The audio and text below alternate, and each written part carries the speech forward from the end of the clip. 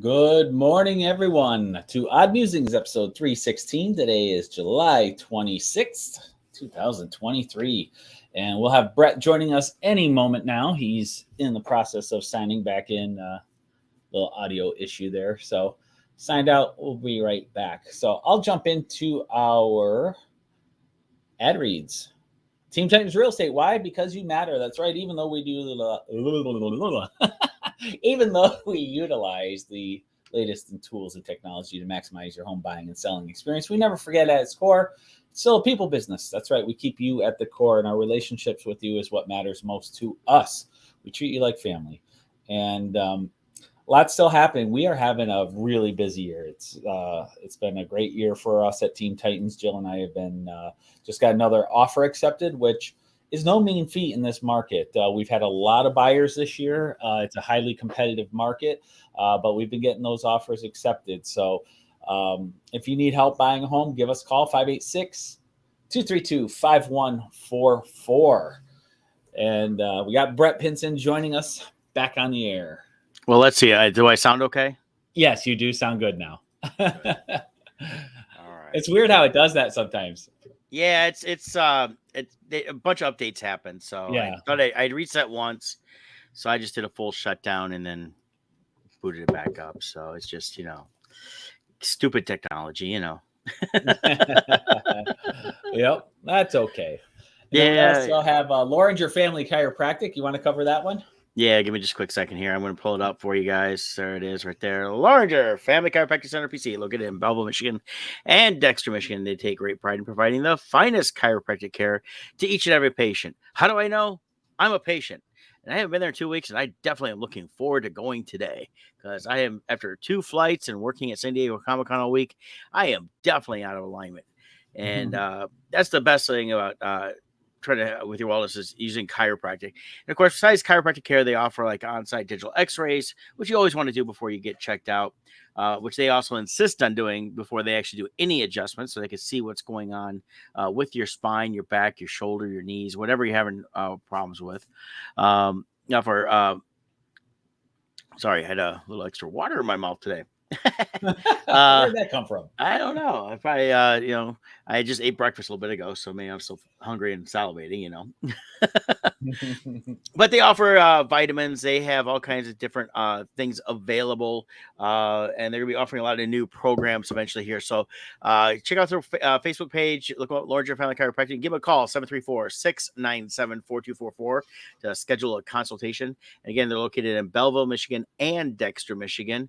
And nice thing about both locations is both locations have a really good A&W nearby. One in Belleville's across the street, and the one in Dexter is just down around the corner. So it's still the old-fashioned version where you drive up, park the car, and it's a drive. Yeah, it's all drive up. The Dexter one has a huge parking lot, and I can tell you, working out there a lot, doing shipped, I see it very much packed all the time.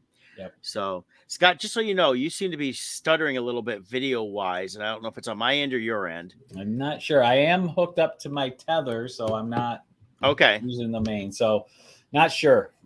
No, it's whatever it is. It's the Max Headroom effect. Yeah. Like, I'll just stop talking mid-sentence. Yeah. Still.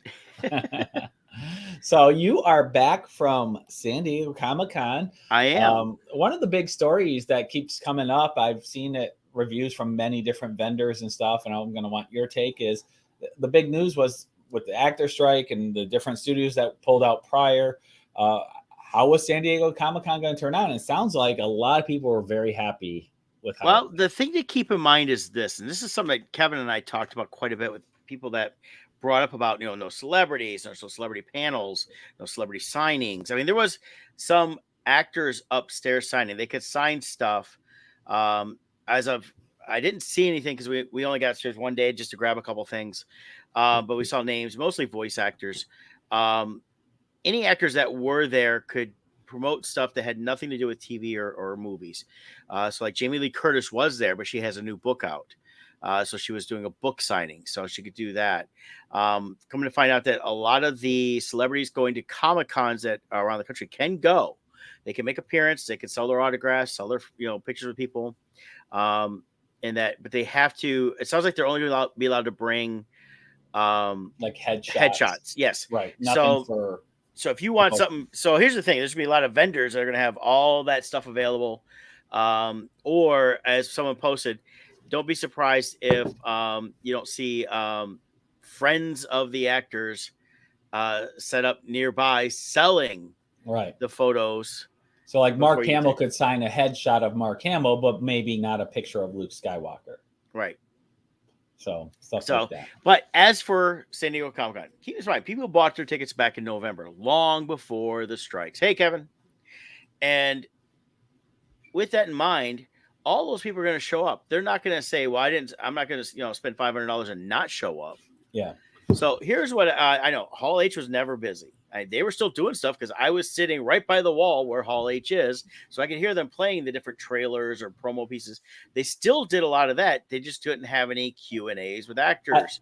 One thing that would be curious to find out is how many attendees have gone for many years, but because none of the Hall H stuff was going, this was their first year actually walking the floor. Well, eventually, as I get to all my points, you'll understand that. Yes, that is true. There's a lot of people that spend more time in Hall H, and I had some mention that say, "Oh, we were using Hall H a lot, and because we want to see all the reveals and everything else." And they actually came out. Now, did all of them spend money on the floor? Not necessarily. I know a lot of people posted they had the best shows. I have nothing to compare mine to. My location, being at those little aisleways they have for the artist side on the one side where I was at, you can kind of get lost by the wall where people are trying to get in and can't get in. So I kind of felt like a little lost. Still had a great show. Not complaining. Did good. Would have done better, I think, if I was just on the opposite end with what I had to offer. And might have sold more books. Books were harder to sell because they couldn't really see me as well. People saw art and that's what I had to concentrate next. That's what they wanted. But with the Hall H stuff, Kevin Smith was there. Kevin Smith did podcasts over at their pop-up movies. He did a few panels. He just couldn't talk about any projects he was doing, anything else. Some of the stuff he promoted, he came in under nothing under Actor Guild or Directors Guild, or even Writers Guild, because he's part of all three. Yeah. Well, and it sounds like too, actors are being granted exemptions if they're working on small independent type projects too. Yeah. I've read. Indie projects are getting that. There are some bigger projects that have been given exemptions, and part of it is none of them are being shot here in the U.S. It's out in other countries, and they know that to try to reschedule that would be near possible and very costly. So they're allowing certain projects, not in Canada, but overseas in different places, to continue on with those SAG actors. I think right now I've read there's like about 50 different projects that fall into that, and they will allow indie projects to happen that were already ready to go, basically, is what it is my understanding. But as far as San Diego Comic-Con, yeah, the place was packed the entire time. People complain about it all the time. My experience of walking the floor like I have the last couple July ones I've done as a pro, just wandering, it felt no more packed to me than it does normally. I think what we saw, though, was a lot more people. Yeah, they're hitting the floor. They're going to other panels upstairs because there's a lot of other panels that if you're stuck in Hall H, you miss. Ballroom 20 was quite busy, and that one's always got a lot of good stuff. And they did panels like for the Orville and a bunch of other stuff. Nobody's really discussing that. They did have a turtle panel on Thursday or at 10 a.m. at Hall H. I think that's where they revealed the new trailer for the movie or whatever. Talked about that. There was a screening for the Venture Brothers new movie that's out this week on Blu-ray. So there was a lot of other stuff to do. And I think that's where people went out and about and did that. And then also outside, there was different pop-up locations outside, as always. Not as many as in the years past, but still a fair amount of stuff. So I think what we saw was the people were just kind of there. And yeah, a lot of people are saying we had the best show ever. Here is my personal opinion on people having the best show ever or best show in years, is this truly was the first full Comic-Con since COVID. Yes, they had it last year. Last year, though, was still mask mandated. Right. There were still a few things going on. Some people were still not ready to travel. So this was the first one where pretty much everybody felt comfortable coming out. And they did. And those that still want to wear masks did. There was no mask mandates. We were not enforced to do that. Didn't have to check our vaccination statuses or anything like that. That's all done and over with now. But I think this was the first one where everybody came out and we were excited. Um, so it was great. It was great to see the energy. People were excited about Comic Con. I know Kevin did really well in small press. The Bardstone books did well. Where I sold. I didn't have any of the Poe with me trades. I just had a couple of the sets. I didn't try to sell those too much, but I actually directed people more to Kevin for the trades because it's cheaper. And then I did sell some of my Boomtown Scabs, Adventures of Carl. Didn't sell any expendables, I don't think, this trip. And then I sold a few of the Crimson Shadows that we're all been working on. And then artwork. I said that's what I found out by being in Artist Alley is people really come there looking more for art and prints than they do books. Mhm. So that was an interesting way to compare how well we did as a team with Bardstone and the different locations versus, just setting up in Artist Alley. Now, if both Kevin and I had been in Artist Alley, if we'd been fortunate to even be next to each other, well, it might have worked out kind of cool to have a nice little setup that would have displayed all the books in the center and then our art on the sides. But it is more of a cramped space. Well, and with the floor, the show floor is so huge. If you've never been, it's hard to describe. It's huge. And they do have a very nice small press area that's very distant from Artist Alley. So you do get the people who you do tend to get two distinct groups: people who want books who go to small press, and people who want art who go to Artist Alley. So it's nice that we had that double presence. Yeah, and that's something we were discussing about. They sent us links. I've got to go ahead and fill out my link this morning still. We got home Monday, of course, exhausted. I worked all day yesterday, worked over. I planned on because it just worked out that way. And I got home, and after eating, pretty much I was done and was out. So, and this morning I tried to sleep in and catch a little rest. And so I'll fill out my paperwork for the Artist Alley, but we haven't decided if we're going to do that. We're kind of debating because as we move forward as Bardstone, being in Artist Alley, is okay if we're all in Artist Alley, but if we have a small press option, that would be the better way to go. I think with promoting books, is people come to small press looking for books. Yeah. And as Kevin found out, he did have people that see him every year that came to find him in small press. Nice. It is definitely a different feel over there. He did text me on Saturday, and the same thing was going on in Artist Alley is going at small price. There's people kind of around, but really nothing was going on. There was like this 4.5 hour gap where it just kind of, the whole floor just kind of felt like it was off. And I'm not sure what it was. And it may have just been a transition of people coming in, out, checking things out. And then because it picked up again after that for the last couple hours of the show, I ended up having a good day on Saturday. Sunday, though, people just came like, it's the last day. We better spend. We got money. And they just went nuts everywhere. Yeah. All around me, it was busy the whole time. And I've got to do inventory today to order stuff print wise to have for the next couple appearances we're doing. Nice. That. But San Diego Comic Con was great. Looking forward to being back, next year. And definitely didn't get to catch up with everybody I'd like to see, but I got to catch up with some people I only get to see out there every year. Saw a few people came by, which was nice. Good friend of mine, Juve, he came by. He's actually moving to Orlando later this year, getting married next month, so we get a chance to catch up. I saw JP and Jenny. They both work in the entertainment industry. JP's a writer. He's one of the I think he's also an executive producer. I didn't really talk about that much with him, but he's a writer on the show The Ark that was on Sci-Fi and aired on streaming on Peacock. Were you able to run into Terry Huddleston? I did see Terry twice. I saw Leah. Little Leah was in Artist Alley. Oh, really? She's doing great, man. She's banging it. She's just killing. And she is. I was talking with some friends of mine, the Hicks, Rebecca and James. They always set up. She does little vampires, a bunch of other stuff around that. Her imprint that way. And so we caught up like we do every year. And then Terry'd walk by and said hi. And of course they were like, do you know everybody? I was like, I know a lot of people. And it's funny, is even being out San Diego, I still know a lot of people out there because a lot of people we see out there, people we know. Did get a chance to catch up with Billy Tucci. He was never at the table when I came in because they opened the door. Shows will start at 10. No, the doors were open at 9 and they were flooding in. And part of it was I think this is where the change was with the opening so quickly every morning. nobody was in line for Hall H really. So everybody was in line to get into the main show and main show floors and the upper ballrooms and stuff like that. So that's where they had to constantly open up early because the fire marshal got a lot of men, can't keep corralling them. That's a fire hazard. Yeah. So it was just kind of the way it went. But no, good show. It was a good time. Excellent. And then just outside the show, we had a great time at the Airbnb. The gentleman that we stayed with, we had the room in his house. You guys stayed with him a few years ago. Mhm. Jeff, great guy. Yeah, he's a great guy. He's Great gonna. place too. Great location. We could walk in every morning. Couldn't walk back, but of course it didn't Yeah, work. It's it was fine all that way. downhill one Yeah, way. walking back though, we actually just would walk just like we always Yeah, do. take an Uber. Get out of the gas lamp. We'd grab a lift Yep.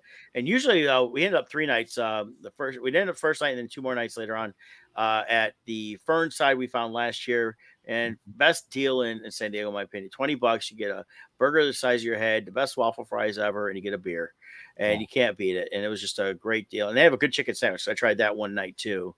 And Mhm. then we tried another little place by Jess, but just a great location. You know, you're only a mile from the convention center, so we were able to zip down there every morning, Yeah. which was great because I like getting that little walk in. Kind of got the blood flowing, got a little energy going. We'd swing into one of the little markets along the way, grab a couple drinks for the day. I Yep. always took water. And it worked out because I really found I needed some Gatorade. So I ended up buying a couple of things of Gatorade because, sitting in those shows all day and you're trying to hydrate as much as you can, but you also don't want to hydrate too much because getting to the bathroom is an Yeah. experience too. So I imagine actually a small press is better located for the bathroom trip. small, Artist Alley, it's hard to get to the bathroom. You're gone like 30 minutes from your Well, table. it wasn't too bad. I was going maybe 10 minutes every time I went, but I always try to time Okay. it, and I fought against trying to have to go too much. Fortunately, I had some nice neighbors. Ralph, guy next to me, he's also a storyboard artist in the industry, but he does some artwork. Mhm. He had his sister and his girlfriend with him, and so at different times they were swapping out who was behind the table. Mhm. And so they would watch the table and I'd go away, and I'd always take my backpack because that's where I keep all my expensive stuff, my money, and Mhm. and take that with me. But yeah, small price is easier because you literally go right out that back door and it's right there. Right. But I watched the crowd. I would just zip out straight down that big door there at the end of Artist Alley. I just hang around the left, and usually I can get in pretty decent because Actually, most people stood in line for number 2 and not for yeah. number 1. But one of the benefits you had, now that I think about it, is a lot of times the issue going to the restroom, especially on Saturday, A, you had the crowd, but Mhm. B, they would block the aisles to allow celebrities to pass. Yeah. And it would cause this huge backup. So without the celebrity presence being so heavy, you probably had a lot less blockages of aisles. Yeah. And the one thing I don't get about Artist Alley, though, is like they always have, and you've seen it before too, in that main aisle there, a line for one of the artists to get stuff. I'm like, if that person's gonna have Oh, so many people, why are they all the way up there? They should be somewhere else. yeah, And I look at the behind me where I'm at, there's always those 3 rows where hardly anybody's there and they're using it for whatever. I'm yeah. like, they need to be setting up corrals over that way and keeping them out the main aisle. Or even So like those side aisles, like what you were stuck in, put those people there, and it would be a natural corral with the little yeah, and they could cubby area. jump in and out there and everything else. I know Yeah. it's just we keep hearing they might do some more changes in Artist Alley. One thing they changed from years past is you pay for the table now. Now I know there's some people like Willis will get comped. It's gonna happen. It's not a big deal on that, but most people have to pay now. And the beauty of that was, and they still did roll call as they call it, is they want to make sure you're actually at your table. They just want people coming in and not being at their table. And then what they had was people would show up, barely set up, and then wander the floor all day or go out for exclusives and everything else, and basically get in for free. Right. And if Yeah. that's And they'd be gone the whole time. And because they'd go get in line early, yeah. and they tell you exhibitors to the booth, nope, that's why people complain about line. Like, I go in there and there's only like 50 people in line, and I was like one of the first people through the door. It's like, yep, they're already in the show. Nothing you can do about it. It's the way it's going to be. Yeah. They're all wandering around. And as soon as they say them, they're like, whoof, and right there. But Yep. I personally was great. I talked to the couple of guys that did roll call and great guys. Yeah, And they gals. always have a great volunteer force. Mhm. It's a very well run show. Yep. Yeah, I forget the young man's name that came by a couple times. I had my suitcases along the wall there. He told me to come block it. So, well, can you make sure people aren't just zipping through? Because they had started to zip through there, and I blocked it because I was tired of people kind of coming up behind me and almost hitting the table. Yeah. And he said, "No, we got to keep it open," which is fine. And then they did something at the other end to make sure that couldn't happen. But Mhm. so it was, it was fine. And then he came back a couple times and we chatted a little bit. I told him, I'm not trying to cause problems. I just this way. He goes, no, I understand. And he came, and the last day came by to say goodbye, and I gave him a print. I said, I said, I'm gonna flip through my box. You tell me where to stop, because everything was just all messed up by that point. So Yeah. great time. I really enjoyed it. This was my first time setting up at San Diego Comic Con. I did the special edition small press, but that really wasn't San Diego. So doing this, I fulfilled the dream, as I told people, for myself, for Mhm. John. Our stuff was there, set up front and center, Boomtown Scabs, Carl, and Expendables, and people got to see it, and some people bought it, and I hope they enjoyed it. Awesome. Well, I'm glad it was a great show. Yeah, Plus, and it's an adventure. it is. It's not just a regular Comic Con. There is something about it that just is another level. And the city, it's such a great city. The whole after con, and even if you're just going back and forth from where you're staying to the show, it's the restaurants, and there's a whole aura to the whole place that's just different than our typical show. Right. So awesome. Well, I'm glad you got to do it and get set up and have the fun. Yeah, and I'm looking forward to being back again. And I've had people ask how I got in. I told them, I said I nicely bugged Rod and Madison for 3 years. So Well, that's uh, it. you know, It's a long wait. it is, and the thing too is, I just applied, seen what happened, and they fortunately I got in, and I think part of it too is I've been there, hung out, I did a special edition that helped too.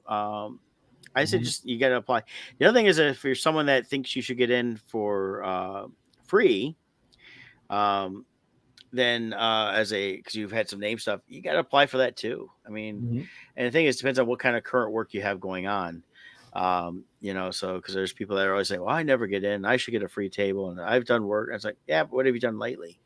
Right. And that's part of it too. Is that too? But I just tell you, you got to apply, and you got to be willing to pay. And if you're willing to Yeah. pay, they'll work with you on that. So I'm curious to know. Back here, it was kind of I don't know about big news, but it definitely was all over social media. But I don't know, since you were there, if you mhm. even knew what was going on or not. But one of the artists were kicked out for she was doing AI art. she was not she was not kicked out. She left Oh, on her own accord.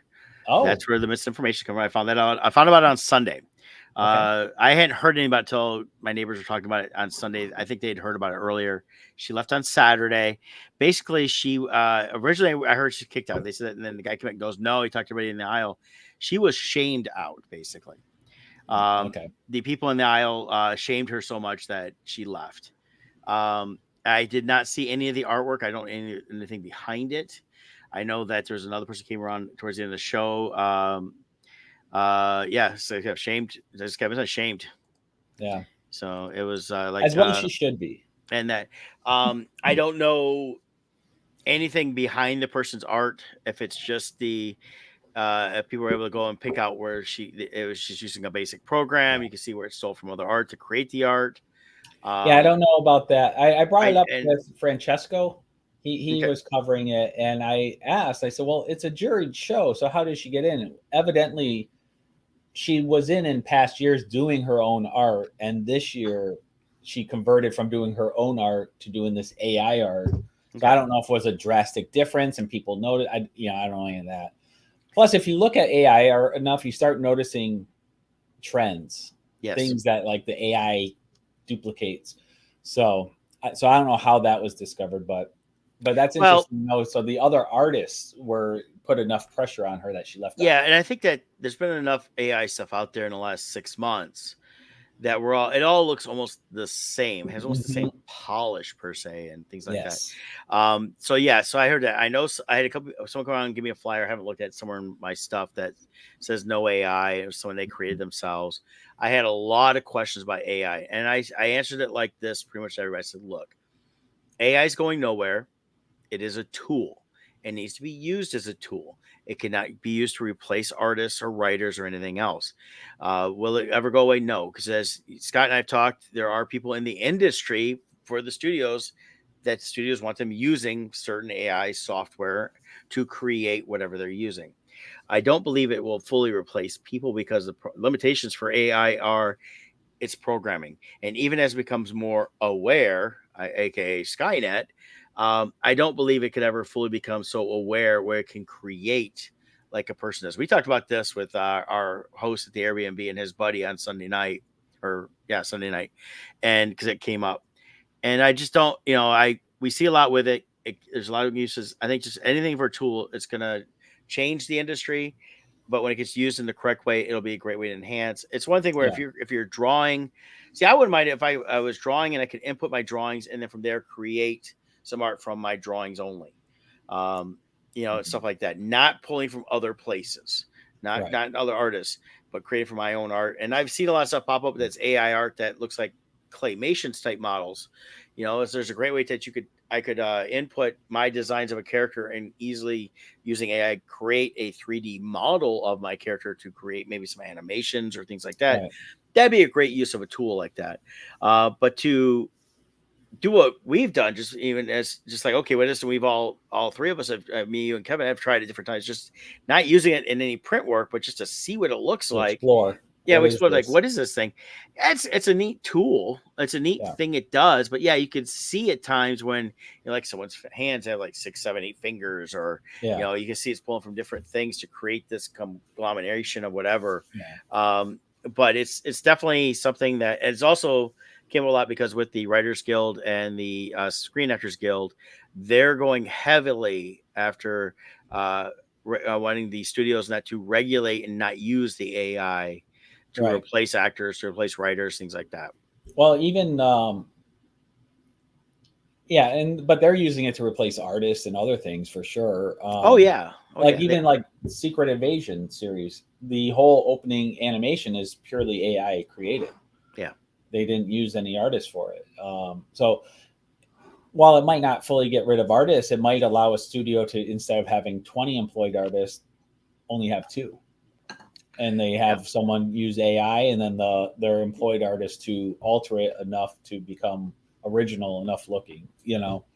So it's a brave new world, but I liken it to Photoshop. yep, Anytime there's a new technology, you're going to have a wave of fraud.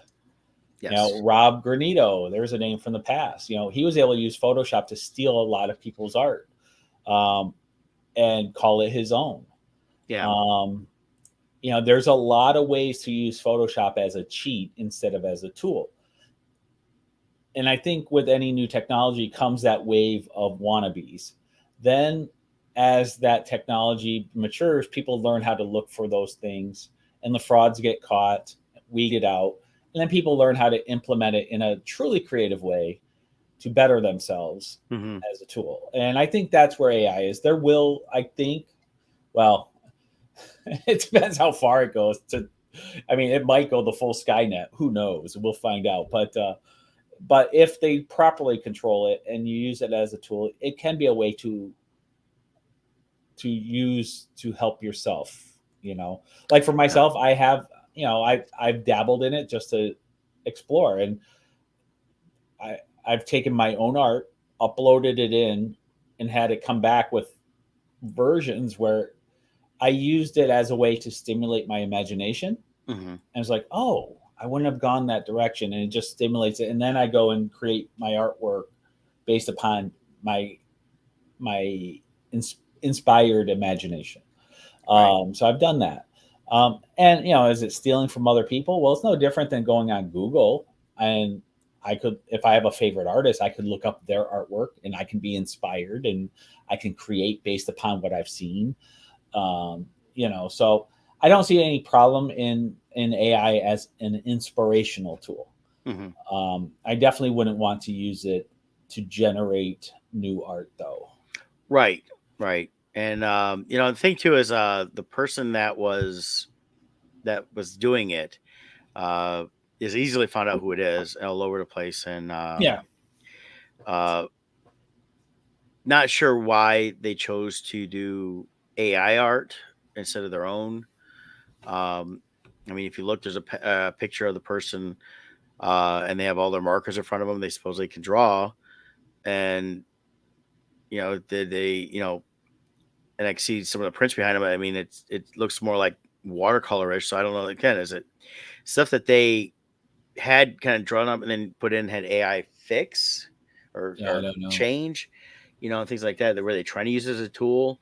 And, of course, the unfortunate things because of the Granito is immediately when people don't want something, they start to witch hunts. And, so I don't know the whole truth behind this person's art on how it was created. Right. And I agree though, it's these are tools just like Photoshop, Yeah. Adobe, Microsoft, all of them are implementing AI stuff. Adobe is promoting their AI and their Photoshop Oh yeah. programs as a way of utilizing to work on your art. So it's Well, there. even like you have a photo of your own art, they have like this seasonality tool now where you could take a picture of your house, Mhm. upload it, and say I want it to look like winter, and it uses AI to turn it into a winter scene. So where do you draw the line at AI usage? And at what point is it no longer AI and is it just a programmed filter? Like, where's that differentiation? Yeah, There's going to be a lot of gray areas between this definitive use of AI and this definitive use of a filter. right. Where's the So, line? but So again, it's honestly, and again, it starts with the witch hunts, and just like I saw in this, it was I found it on a uh, googling the person when I found it. It's under Reddit under artist hate. mhm. Uh, of course, to But it's it, even it's with it's designed to this supposed thread is supposed to designed to prove and expose increasing hate against artists and art hobbyists all over the internet. But it sounds like switch it. Of course, right away someone has to comment about fan art, which has always been an ongoing debate since I've been doing shows, and unlicensed, copyrighted, blah blah blah, and stuff like that. And the thing is, as I've pointed out to many people, is like all those guys that own these studios and own these other places have come by, and they've all said the same thing. Hey, great stuff, keep it up. and they buy it Yeah, for their own use. yeah, All these people, everyone wants to be this closet lawyer walking around. yeah. And it's like you're so freaking concerned about a copyright. You don't own the copyright. So you don't even have it's up to the copyright holder to decide whether they're okay with people creating their characters or not. Yeah. It's not up to you well, you can't do this. Yeah, I can. Marvel actually just stopped by my table. They saw it. They even bought some for their office and they moved on. So guess what? It's fine. Yeah, and that's the whole thing is these people that go, you're not allowed to do this. Well, who are you? Yeah. And Are no, you no, the no. owner? No. Or Okay, you then get you or don't. you get some that will decide they want to be these witch hunters, and they'll send you emails claiming to be lawyers, which is against the law and actually a felony. Right. And they don't realize that, or they'll try to uh, Yeah. pretend they're going to give you a cease and desist or something. But it's like Yeah. no. And the thing is, as I told people when they're looking through my artwork, they're like, "Oh, this is great." I explained who I am. A writer who learned how to draw in my 30s. I'm not great. My art is, my opinion, not very good in some ways, but still is good enough. And Yeah. I like my style. It is. But Even at the same time, it's like nobody cares. I've had enough of these people. Steve Sansweet bought my Star Wars stuff. He yeah. loved it. I've had other people I had Marvel editors, DC editors. Oh, this is cool. Oh, we like what you did here. This is kind of neat. Right. None of them, every one of them know they're not going to hire me. I'm not caliber enough for those plays. Right. Well, actually, I might be because they're just looking for cheap now. But I'm not caliber stuff anymore for those and that stuff. But it is what it is. And the thing with the artwork is it's just there. And I told a lot of people, I said, look, I said, I haven't done fan art in years. This is all my classic catalog. Yeah. Yeah, there's nothing wrong with fan art at all. Yeah. There is nothing wrong. It's and also the difference between trademarks and copyright, that's a whole nother level where everyone thinks they're an expert and 99% of the time they're clueless. But when, for instance, this is interesting because I've even had other Lucasfilm artists say I'm wrong, which I'm not, because I actually read my contract. They didn't. In my contract, when I was contracted with them, it even said the only clause in there was they had right of first refusal. So any images I created on my own, I had to submit to them first for them to decide if they wanted to use it or not. And it clearly said in the contract, if they reject it, I'm allowed to use it how I want. And that was your Star Wars stuff. Star Wars, yeah. That was when I was contracted. Well, that's why you created your helmet series. They rejected it. They ripped it off. They rejected it. Yeah, then they stole it. Yeah. Right. So No, originally nobody would that was ever like a this. concept, Oh, it ends up on the front of one of the video game right. boxes. That was a concept that came up for them as a series, Yep. and they rejected it. So I had the right to do it as fan art, Yep. and they, then like 3 months later, all of a sudden they're doing posters. Yeah. They said no one would want to. No one would want artwork where you can't see the character's face, and I'm like, but the helmet is the face for these characters. So, Yeah. anyways, that's all in the past. But now Yeah. I'm just happy not doing any work for them because, regardless of, I'm not getting into the politics of Disney. Just they ruined Star Wars as a fun product to work for. When Lucasfilm had it, it was awesome. I love doing the sketch cards. I love doing stuff for Acme Archives. After Disney bought it, they got rid of all the actual experts in Star Wars and replaced it with a committee of they and who were clueless on what Star Wars even was. And Right. after that, it's like, I'm done with this stuff. Well, it's like everybody used to say, they you got to play in George Lucas's sandbox. Yeah. Then Disney came and they just plowed over and cemented They over turned it George's sandbox. Yeah, well, and it truly was a sandbox. George Lucas, he set the boundaries. Yeah. And he said, you can do what you want in here as long as you stay within these boundaries. Disney came and they micromanage the tiniest things. I mean, look at the sketch cards they do now for their sets. They're crap. They've destroyed it as an art form, and there's no creativity behind it. It's awful. You see the list of rules. You don't see a slave Leia anymore. Disney doesn't want bikini Leia. They don't allow it. You can't have a gun pointing. Like I actually see debates online between sketch card artists. Is this gun pointing too far forward? Because you can't feel like it's aimed at the viewer. It's like Star Wars. It's blasters and weapons and guns and war. Stop. Anyways, we're already 38 minutes in. We got to get to our topics. Yeah, well, those were part of our topics, though. So, true. So I don't know any information. I couldn't find anything. I was looking real quick. That I did see something last week. I don't know if it was at Con or whatever, or probably online. Talking about Slave Leia. I think they might be getting ready to do something with that, but of course, who knows? We're probably going to CGI a full They're probably going to change the name instead of Slave over. Leia. It's going to be improperly incarcerated Leia. Yeah, because they had to change the name of Boba Fett ship from Slave One because the slave term is a bad name to have. Yeah, now it's Boba Fett ship. Yeah. Okay. So So hey, watch real quick because you saw a couple movies this last week. Yeah. Let's cover that real quick. All right. So I, over the course of the weekend, did Barbieheimer. That's the big phrase. Everyone's shipping the two. We got the Barbie movie and the Oppenheimer movie. I saw both. Jill and I went to each of them. Barbie. Barbie. A lot of people are viewing this as woman power, go woman power, and all this stuff. And this is a great example here. Let me share this article here because I think the headline really captures it. Barbie, a feminist film about toxic masculinity and gender equality, is marketed as politics-free pink fluff. They're all wrong.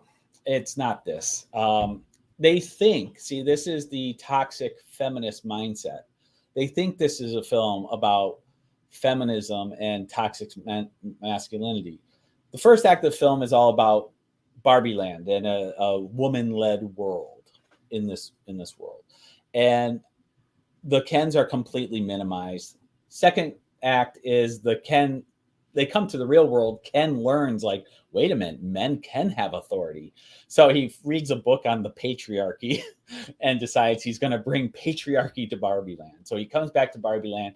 The Kens overtake it and make everything macho. So they all have mini fridges with 6 packets of beer. They have big pickup trucks, everything that's a stereotypical male thing. Then the third act come, and the Barbies, who admit in the first act that the world they created actually is oppressive because they have to act like everything's perfect. They're miserable. It's just happiness on the outside. So what do? They come up with a great plan to weaponize their relationships with Ken, make Ken think that they love Ken, and then at the height of their happiness, they will take it away from them and ruin them. So the whole film is about weaponizing relationships to destroy the man, and then to go back to the very female world that created all the stress for them in the first place. So it's stupid. They had a real chance here between the first and second act to create a shared world where men and women are equally important, and the combined world would actually bring the happiness. But of course, they don't do that. What troubles me about this is how many women are applauding, and they want to take their little girls to this to witness this great plan of weaponizing relationships to screw over men. That's what it is. Now, on a fair side, that's my opinion. As far as the film itself, they did an amazing job of capturing a toy world. For instance, when girls play, they have the Barbie dream house. Well, when Barbie's upstairs, how does she get downstairs? Well, they just, with the hand, move the Barbie doll down. They don't have them walk down the stairs. So Barbie, she floats downstairs because it's how the hand moves. When Ken wants to go surfing, he jumps on a surfboard, bounces off because the waves aren't real. They're just plastic and stationary. So they do a good job of capturing that toy world. Yeah. And that I just wish the third act was something different. It could have been a powerful message, actually. From the trailer, though, my premise of what the movie is going to be about was, Barbie comes to the real world, and it kind of upset a balance. And I almost thought they were going to go with a Lego movie aspect. I mean, not just say Will Ferrell in it, but that when you come find out that, she crossed into the real world, but the fake world you saw was really just a playland for girls. Yeah. And so what is where the imagination is kind of gathered, and while everything they're doing, it's actually just girls playing. Well, it's kind of that. That's kind of how it is. But one day Barbie wakes up and there's cellulite on her leg, and she's thinking negative thoughts. Well, what it is her human who plays with her is going through changes. So Barbie risks everything. What's her motivation? Not to fix her human, not to make life better for that. It's, I need to fix her so when I come back, I don't have cellulite. Okay. She risks everything to avoid cellulite.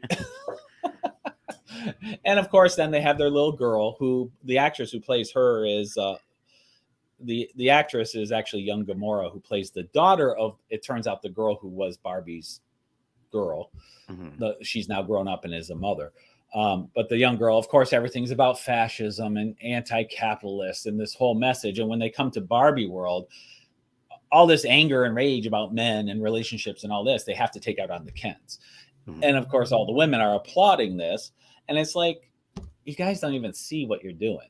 It's like, it could have been a powerful message about men and women needing each other, how we're made for each other. Ken even says, I was created for you. And Barbie's like, I don't need you. Go find yourself. I don't need a relationship. And she goes off on her own. Mm-hmm. It's like the whole thing was a complete turd on societal relationships, healthy relationships between men and women. That's all it was. So if you want to go see it, go see it. If you're a cuck or a feminazi, you're going to love it. If you actually care about male-female relationships, you're going to see all the propaganda in it. That's my take. Now, did the person that went and saw it with you feel very similar? They liked it.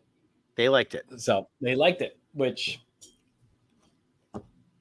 okay. That's all I'll say. It shows how, if you want to understand modern day women and why relationships are so screwed up, go see Barbie. This is truly their worldview. Okay. And they truly don't see any issues with the message they have in this film. Which is why, DNA studies, these are actual stats. 40% of DNA tests, the child doesn't belong to the man who thinks it's the child. That happens 40% of the time. They've been lied to and, for years. But if they speak up, then they're controlling, they're angry, they're mad, Mm-hmm. and all these kind of things. And all that stuff is portrayed perfectly in this movie. The Kens are minimized. Men are made to have purpose. The Kens are given no purpose. When they finally say enough and reach out, then the Barbies are like, oh, the mean Kens. Oh, whoa. And the Kens overreact because they've been feminized for so long, is what it is. Mm-hmm. And then it comes out that they're actually trying to create this world to share with the Barbies, because the Barbies have been ignoring them and using Kens to turn on each other. And then once the women get power again, they reject all the Kens. So anyways, enough of that. And you also saw Oppenheimer, right? Oppenheimer. Now, Oppenheimer was interesting in that I didn't know what to expect. From the trailers, I was expecting a movie about the atomic bomb, maybe like the race between the Germans and Japan and World War II. It turns out there's a larger story here. And a lot of this is actually, the bomb is just the backdrop to this other story. Mm-hmm. And it was interesting. I'm not understanding so many people are like, oh no, it's 3 hours, but it goes by so fast. It feels like 2. It felt like 5 hours to me. Like halfway through the film, I'm like, this has to be close to done. The actors themselves did phenomenal. Mm-hmm. But this kind of has a more artsy feel. It's not what I was expecting. It's more about this other vendetta that this other person has with Oppenheimer and how they tried to set him up. And like I said, the bomb part is just the backdrop. I really was interested in the struggle of making the bomb itself. I feel like that kind of gets sideswiped. Mm-hmm. So in that regard, I was a little disappointed. Film itself was great. Movie was insanely loud. The whole movie, like, it was too much. I understand. Like, was it you think it was the film itself, or could it be how they had the sound system set up there? So we Googled it, and there's a lot of people complaining about how loud the movie was. So, and this is across the country. So people are wondering if Nolan himself is going deaf, because the people are tracking. They feel like every movie gets louder that he does. I don't know if that's true. I haven't investigated that. Yeah. But it's a good movie. It's different. Is it a movie I'll see again? No. Well, there's a lot of other movies out there about the building of the bomb. Yeah. I think one was called, make sure. I think it was literally called like Fat Boy and yeah. I forget Boy the other and was a little man or something like that. I don't know, something like that. Yeah, Fat Boy and Little Boy, 1989 historical war film. And it was released in the UK as Shadowmakers. Yeah, it's the one with Paul Newman. Oh, okay. And it's got Laura Dern in it, John Cusack. And that one was about the Army Corps engineers. Yeah. There was some construction. Oppenheimer's part of that, of course. So he's in this movie here. Mm-hmm. So the Oppenheimer movie itself, I know is about the man more than just than the bomb. Yeah. If you want to see more about the bomb, I would say I remember this movie, and and it's from '89. I haven't watched it in a long time, but I think that was more of how the bomb was built, the testing and everything else to lead up to them dropping the 2 bombs, which was mm-hmm. Fat Man and Little Boy on Japan. Yeah. The main, in some way, the main character is Oppenheimer, but the secondary character is the Robert Downey Jr. character, who is a character, a historical person named Strauss. And it's just Strauss has this vendetta against Oppenheimer that really ends up being what the story's about. Mm-hmm. So that's where it's like, one tip while watching, there's color scenes and black and white scenes. The black and white scenes are historically factual accounts. It's stuff that was taken from the transcripts of hearings and different things. So when you see a scene in black and white, that is supposed to be objective truth. Mm-hmm. Color scenes are supposed to be subjective truth, where Nolan has extrapolated from history what he thinks happened. Okay. So that's another little thing to keep in mind. So it's something where we should steal from Crimson Shadows, when we tie an actual fact stripper case versus our historical fiction. But as a movie, it's definitely it's a unique movie. It's different, and I definitely think it's worth seeing at least once. It's a well done movie. People are saying this is Nolan's best work ever. I don't know about that. I liked it, but I won't see it again. Okay. Okay. Um, switching gears a little bit, we talked yesterday about Strange New Worlds. I finally got a chance to watch those old Oh, scientists episode. did they release 2 episodes in 1 week? Yeah, and the Okay, thing is, this 'cause is I'm like, why did I fall behind? those old scientists was supposed to come out this Thursday, but it came out over the weekend, and I Yeah, was like, okay, that's why I mentioned I had to watch 2 episodes because I thought it was only one because I missed last Thursday's, right. which was the Lost in Translation, Yes, wonderful Uhura episode. yes, Loved it. I love that they're showcasing these characters like this, and I love that we're seeing some like a classic character like Uhura getting more story, more of their life. We're seeing that come on, even in the second one, which was the crossover with the lower decks, yes. those old scientists. We still learned a lot more about her. We learned more about some of the other people, how they were viewed 120 years in the future, which is where Lower Decks is based. And the seamless transition from animation to live action was great. And I love the last little bit that was animated in the Strange New Worlds thing. And they even did the opening credits as animation, Yeah, which looked gorgeous. yeah. I was worried when it started. I'm like, Yeah. is this gonna be a really goofy episode? But they managed to make it a comedic episode, but not goofy. Like Yeah. it was. It was. They. I felt they hit the balance just right, and I really enjoyed that Well, episode. and they took these characters, which I've not really watched the lower decks. I'll have to go back and check some of these out. The characters are definitely, they even mentioned themselves. He's like, I talk higher pitch. We talk a lot faster, and they don't talk as fast as us. And they're this and that, and you can just see the difference in mannerisms. And I think it's just difference in location within Starfleet too. But Right. 100 years in the future, they're a lot more different. Of course, it's kind of like looking at, if we went back in time ourselves, like 100 years or whatever, how people are versus now. And realistically, it'd be more like today versus 100 years from now. And them coming back and saying, oh, well, you guys are really subdued compared to us. And we're kind of like all over the place. I don't even think you have to go back 100 years. Just talk to a 15-year-old today. Yeah, well, yeah. Well, of course, 15-year-olds are always talking about back in the day. Yeah, like, you're over 15. You have no 40. back in the day. And You're from the century of last century. What? yeah, but no, I really, really enjoyed it. I will say, San Diego, Paramount had a big presence. They promoted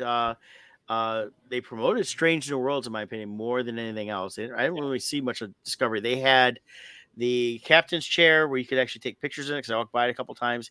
They had some of the prop costumes, and they were promoting that over Discovery, which leads me to believe that they really are banking on Strange New Worlds as the future of Star Trek. Oh, I want to throw in too another little tactic they're using with Strange New Worlds that I'm liking is they're easing us into the new Kirk. Um, Shatner is so iconic as Kirk. It's hard to imagine anyone else being him, and I feel like they've been able to slip him into a couple episodes here, and I'm starting to get used to this new actor as Kirk, and I'm liking him more now. When I first saw him, it was like he looks like Jim Carrey. This isn't Kirk, but I'm having a few episodes here now. I think it's working. Yeah, and it's been. I think I like him. I like the interaction with the brother. So I think that's great. And did he have a brother before? Is that a retcon thing, or I'm thinking. I don't remember it. I might have been mentioned somewhere. Let me Google real quick. Yeah, I don't remember him ever having a brother, but I mean, to be honest, they didn't really focus heavily on Kirk's younger years. Yeah. Let me see. It's under here. A fandom thing. Let's see what it says here. George Samuel Kirk Jr. was a male scientist. Let me see here if I got anything.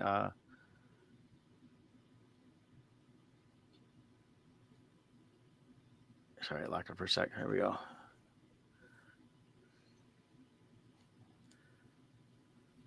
See, a lot of stuff they're showing here shows the current series. Yeah. Like I know, like for instance, Spock. Oh, here we go. The original series, Operation Annihilated, season 1, had him. He was portrayed. Originally, the corpse of George Samuel Kirk was portrayed by William Shatner in his only non-James T. Kirk role for Operation Annihilate. Sam was Oh, revealed very definitely a Kirk older by 10 years than the Captain. Perhaps a little different in nose or jawline, but he looks too much like Jim Kirk to be anyone but his brother.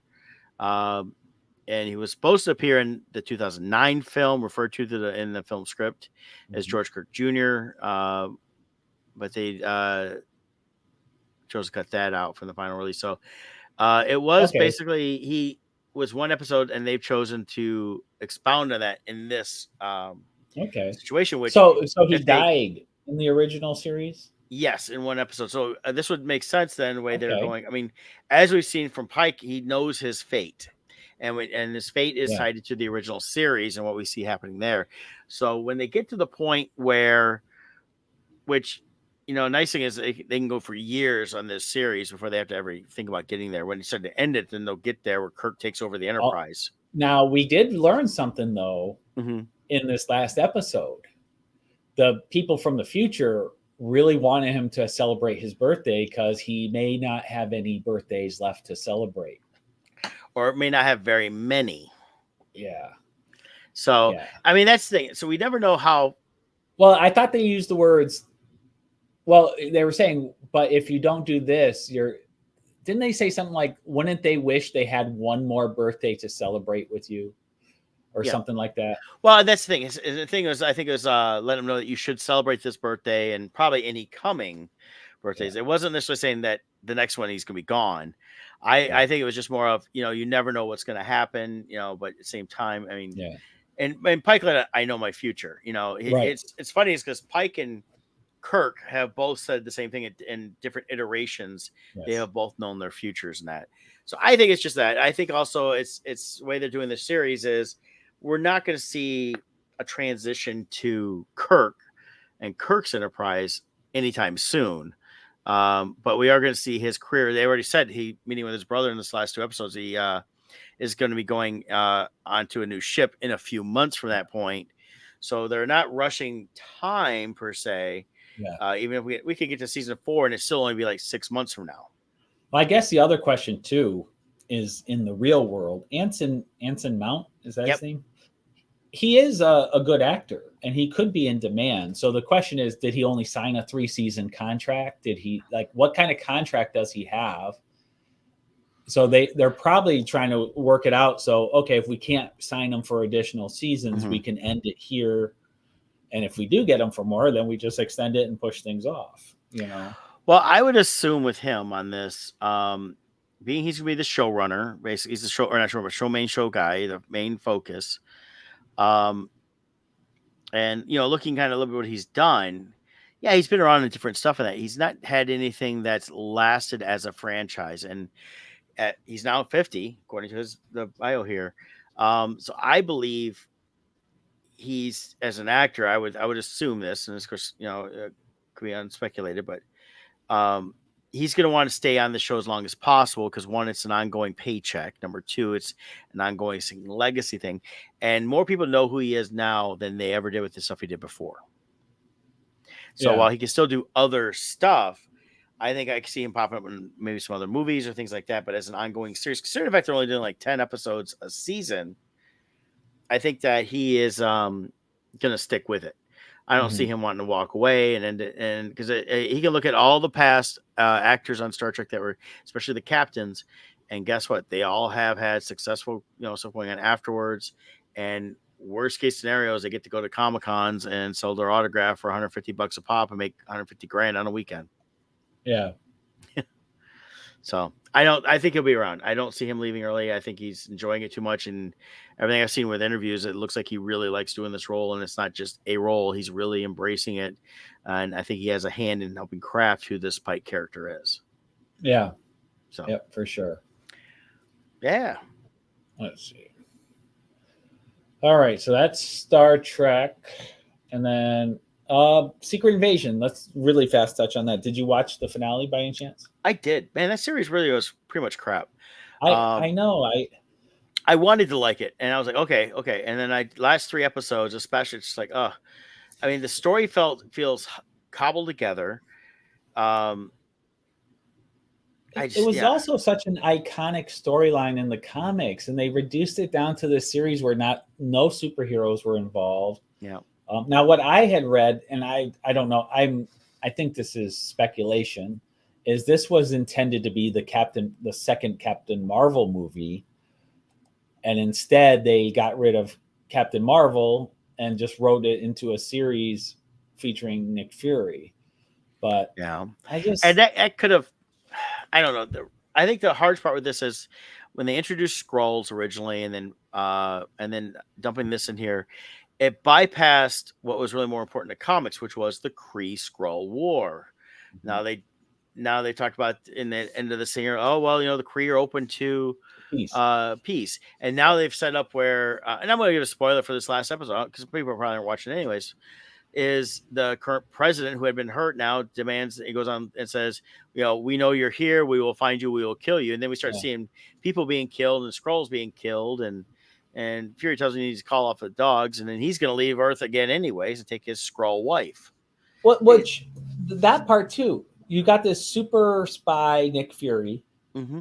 Turns out his wife is a lie. She's a shapeshifter. He didn't know until just recently. Yeah. And she assumed a person's identity that they purposely picked to get in close with Nick Fury, lies for all this time, and then turns out to be a secret agent who's assigned to kill him. And then he's seeking her forgiveness. What are you need forgiveness for? She lied her whole life to you.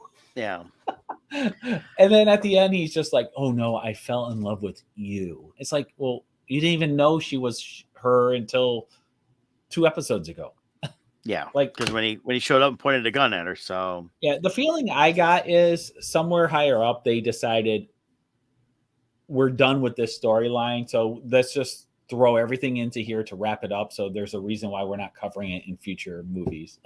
yeah. That's what it felt like to me. Like it all got swept under the rug, the whole Kree thing. Yeah. Well, and the whole thing anymore is just, they almost need to just do a complete stop. They do. They need to stop and give it like a 5 to 10 year rest. Yeah, because it's just they're not doing any good to the brand. And I blame Feige for this. Yeah. Because when they wrapped up the Infinity, phase 3, right away he was announcing we're no longer going to connect the movies. We're not going to do all this. And I think they just went way too much quantity. They weren't trying to connect everything. But that was the intrigue. That's where that's the whole thing. And if you do all these TV series and say, well, then they'll lead to stuff in the movies, it's like, well, who cares? It's right. And nothing's connected now. It's like, yeah, what happened to like White Vision? Like he's just flying around the globe somewhere still. Like they haven't touched him. It's a connected universe. And that's the whole thing. They just have completely gone off the rails on what they're doing. And they almost, it's like we see DC now. You've got, what's his name? James Gunn, and the other guy leading it. And they're talking about going more towards like how Marvel did. We want to have a connected universe, connected storylines, things will lead to not necessarily going to be good. We'll get into that later when that stuff comes out. But then you got Marvel doing the action. We're going to go to the DC way. We're just going to throw shit out there and see what happens. Yeah, it's a shame. And, and what's really a shame is they're all interpreting it as superhero fatigue. No, it's crappy movie fatigue. Yeah. It's, you guys they got lazy. They didn't feel like connecting stuff. They went for the money. Marvel went for the money and decided on quantity. Well, you got crap. Yep. And now you're losing the goodwill you earned. Like some of the older Marvel movie series, people would complain, well, it's boring, it's dragging out, but they stuck with it because there was enough faith in Marvel that there's going to be a payoff. Yeah. Well, after 2 horrible phases of movies with only a handful of movies actually halfway decent, people are tired of waiting. And like this, it's people plummeted. I did enjoy episode 4 and 5 of Secret Invasion, but the ending I thought was crap. And the first 3 episodes were crap. Yeah, there was things I liked even the last couple episodes. I thought the scene with Emilia Clarke's character and the wife of Nick Fury, they put on these backpacks, but then they have everything they need to take out all these guys coming at them. I was like, oh, well, that's a neat little scene. Yeah. It felt very John Wick. Yep. Things like that. But it was good. But just story, and then they felt like they would just also jump somewhere. I'm feeling like I'm missing stuff. Yeah. I'm like, I watch this thing going, God, I know I'm tired sometimes watch this, but I'm missing something, and then there's nothing there though. So Right. I just Yeah. it was disappointing. I wanted something more out of it. I thought it was going to lead to something bigger. It's And not. something at this massive scale, none of the superheroes showed up. Yeah, well, I didn't even had to mention Nick Chikosky. No, we need to leave them out of this. And the funny thing is, according to reports, they spent $212 million making this series. 212 million. 212 million. I have a feeling Sam Jackson got paid big time. And and then they had a lot of special effects, and the only superhero we see is at the end with the Super Skrulls, with Amelia Clark's character and the main bad guy both taking the serum with Carol Danvers' DNA and other ones, and basically they bypass the whole thing of the Super Skrull, which was originally tied into the Fantastic Four. Right. So it's just disappointing. And this would have been a better storyline to wait. Don't do this story at all. Allow the Fantastic Four franchise to come out, and then do this down the road. It was so tied into Fantastic Four before. The only thing I see with this series is it is Nick Fury's swan song, and Samuel Jackson, to my opinion, the way he left is done. Yeah, because he's went all Close Encounters of the Third Kind here and took off. Yep. So it was kind of like a swan song to him, which didn't need to be done. And yeah, it's just disappointing. I'm not looking forward to the Marvels. I'm not looking forward to see it. much anything. I don't plan on going to see it. Hell, even on DC side, the trailer for Blue Beetle I thought looked ridiculous. It doesn't look good. And do you see the Flash is doing worse than the Green Lantern movie even? Yeah. And then I've read they've done 3 separate reshoots on Aquaman and changed some of the aspects of the Batman aspects of it. And I'm like going, okay, so I just don't plan on seeing that one either. At This point. It is not superhero fatigue. I like good movies. I mean, I think superhero as a genre is a great genre, just like sci-fi, dramas, comedies, whatever. And I just get tired of going to see crappy movies. It's just like food. I started teaching myself how to cook because I got tired of going to restaurants and getting crappy meals. Right. And that's why we're getting tired of this. So I keep going back to stuff. That's why I keep picking up movies and stuff like that and going back to all my classics that I love. I will start revisiting them. So that's why things like The Last Starfighter are sitting in my library, handily available. Yeah. Because it's better stuff to watch than some of the crap you're putting out. So yeah, unfortunately. Yeah. So, but there is some movies I'm kind of looking forward to here and there, and we'll discuss when we get a chance to see them and go from there. You know, I was looking forward to and thoroughly enjoyed Indiana Jones. That was great to see. And did you see Mission Impossible? Not yet. I want to see that. Okay, for me, best action movie of the year by far. Cool.